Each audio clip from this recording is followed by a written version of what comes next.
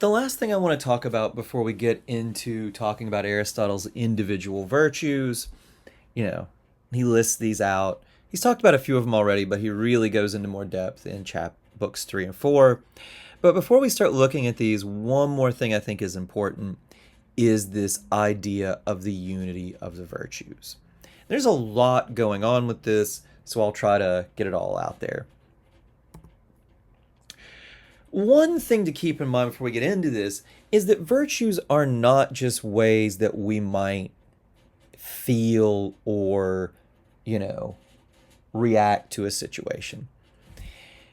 Aristotle doesn't use this terminology.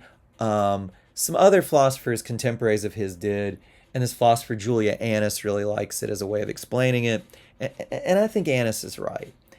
And one way to think of the virtues is that in a lot of ways they're like skills.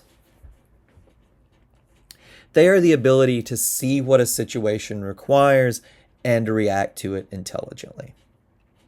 You know, I'm old, so the first example of a skill that pops in my mind is driving a manual transmission car. Yeah, I don't know. Probably none of you guys have learned how to do it. But if you had, you know, when you get in a car, when you first start, you're going to kill it a bunch of times. And you learn these rules of like, okay, for every 10 miles an hour, you shift gears, give it more gas if it rolls back, give it as much gas as, you pull out on the clutch. And the thing is, as you learn to do it, you just start to feel when you should shift gears, when you should give it more gas. You just start to see the situation, to feel what you need to do in a way that you didn't when you started. Or if you learn to cook, at first you might have to just, constantly adjust the stove. You might have to look at what the cookbook says for the temperature. As you cook more, you get a feel for how hot stuff should be, when it needs more salt, when it needs adjusting. You don't have to constantly follow these rules. I mean, other skills are the same way, right? I'm not very good at auto repair. My parents are. My mom or my dad can just listen to a car doing something and be like, oh yeah, that's the transmission, or that's this thing in the engine, right? Skills allow you to perceive the situation and do what's required in a way that somebody who doesn't have the skills can't. And virtues are similar, right?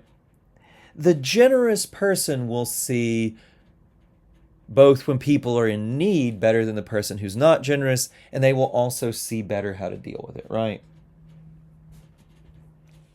The courageous person will see better when courage is required and also what it requires, right? Having the virtue allows you to see the situation more intelligently and to know how to respond. Now, the analogy between virtues and skills is not perfect. Skills can be misused. The doctor who knows how to, is very good at curing patients is also probably, if he wanted to be, very good at poisoning them. But virtues supposedly can't be misused in the same way. And virtues, as we've already talked about a lot, involve feelings. To be a skillful doctor, your doctor doesn't need to feel this particular way as he diagnoses you. He might be really happy to cure your disease. He might be thinking about the ham sandwich he's going to eat for lunch. He might hate your guts and want you out of his office. None of that matters. He can use his skill to diagnose whatever it is you have and prescribe the appropriate treatment, right? Virtues, on the other hand, require having the right feelings. That's a way they're different than skills. But I do think they are similar to a certain degree, and it's a useful way of thinking about what virtues are. Now, let's get to something that really properly involves this unity of the virtues idea. And that's apparent conflicts of virtues, right? Imagine that you are working in a store and you see somebody, he looks like he might be homeless, he looks like he's hungry and hasn't eaten in a long time, shoplifting. Well, you might think about the virtues here, right? Justice is a virtue, and you might say, well, justice says that we should punish theft and other crime. We should bring the hammer down on this guy. Generosity, on the other hand, would say, well, he needs help. We should help him. Overlook what justice requires. Maybe just let him take it, right? What in the world do we do? Justice seems like it says one thing. Generosity says a completely different one. Which virtue do we listen to here? What Aristotle says is that the virtues cannot really conflict. They are unified. Part of what this means is that they take account of each other. Justice takes account of generosity. Generosity takes account of justice. And you might say, look, I don't think this is a crazy claim, right? Somebody who sees someone stealing from their store and knows that this person is in dire need and says, well, look, I'm going to call the police and have them arrested, bring the hammer down on them because that's just.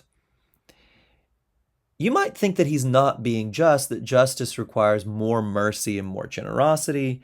And it does seem very plausible here to say his failure to be just is because he doesn't take enough account of generosity. True justice requires being tempered with some concern for generosity or mercy or things like that. But you might also say generosity takes account of justice, right?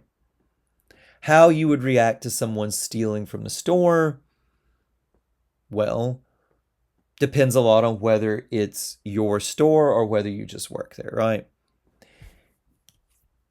If you just work there, it might not be just to bring the hammer down on this guy, but it might not also be just to let him just take whatever he wants. Or sorry, it might not be generous to just let him take whatever he wants.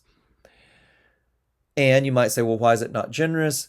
Because it's not yours to give. You should take more account of justice, what is and isn't yours to give. You fail to be truly generous because you don't take account of justice. And in the next series of lectures, when we start talking about individual virtues, I'll often talk about the ways that the virtues take account of each other, that they are unified. So I don't think that this is, I think this is actually quite plausible. But one thing to note, and this is going to be an objection to Aristotle's account that I'm going to come back to, is that virtue starts to look incredibly demanding. If to even be just, you have to be generous and you have to take account of what all these other virtues require, it seems to start to be very, very, very hard to be virtuous.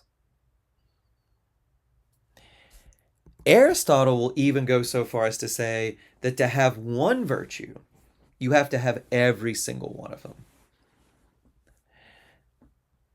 That makes it wildly hard. If that's the case, you might say to yourself, well, who in the world actually is virtuous?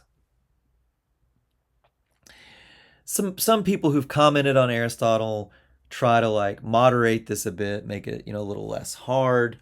And they'll say, well, it just, to have any one virtue, you can't be completely lacking in any other virtue. You can't be vicious. Even so, and I will keep coming back to this strikes me as an incredibly demanding doctrine. And this is a worry that I'm going to have for virtue theory that I'll come back to, that I will put pressure on. Virtue theory seems attractive in a lot of ways. It also seems like it might be unrealistically demanding. I'll leave that aside for now, but that is a worry that I'm going to come back to multiple times.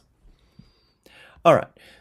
But for now, we have the basic high altitude picture of what virtues generally are.